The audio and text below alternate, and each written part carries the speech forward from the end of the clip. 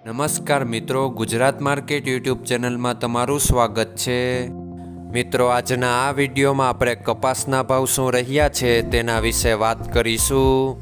પણ તે પહેલાં મિત્રો, જો તમે કપાસના ભાવ વિશે જાણવા માંગતા હોય તો નીચે આપેલા લાલ કલરના સબસ્ક્રાઇબ બટનને દબાવીને સબસ્ક્રાઇબ કરી લો અને પાછળ રહેલા બેલને પ્રેસ કરી લ્યો, જેથી કપાસના ભાવનો મેસેજ તમને મળતો રહે।